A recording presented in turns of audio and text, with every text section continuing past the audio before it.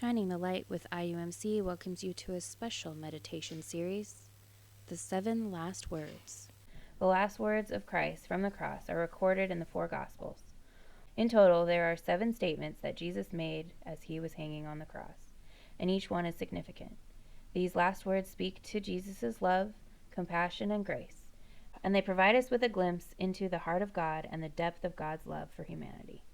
Jesus' 4th words, Why have you forsaken me? Matthew 27, verses 45 through 46. From noon on, darkness came over the whole land until 3 in the afternoon. And about 3 o'clock, Jesus cried out with a loud voice, my God, why have you forsaken me?" The Apostle Paul wrote in Galatians that Jesus redeems us from the curse of the law by becoming a curse for us.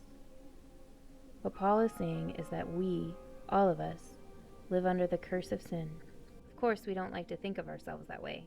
But then I'm sure that people who played some role, whether large or small, in crucifying Jesus didn't think of themselves that way either. The Jewish religious leaders thought they were doing the right thing because they saw Jesus as a threat to the law and to tradition.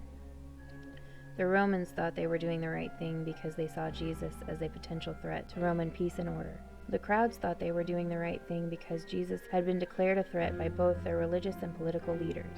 We compare ourselves to others and think we're not so bad, until we compare ourselves to what Jesus expects of us, and we find out how wrong we are. On the cross, Jesus allowed himself to be separated from God and to feel the abandonment we feel at times when we hide from God because of things we have done or failed to do. It's important to remember that God did not do this to Jesus. Since God and Jesus are one, they both allowed it to happen. Christ, who knew no sin, literally, in one moment became sin. Sin of the past, sin of the present, sin of the future. Jesus took it all not only on himself, but he made it a part of his very being. And then he offered forgiveness for all of it. What does this mean for us?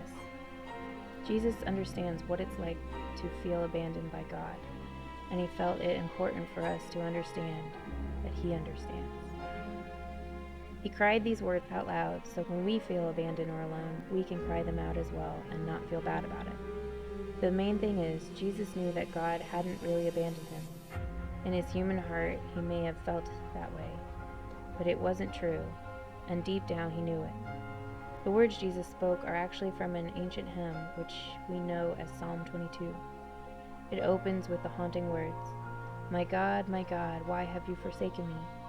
But it ends with these words, "He did not hide his face from me, but heard when I cried to him."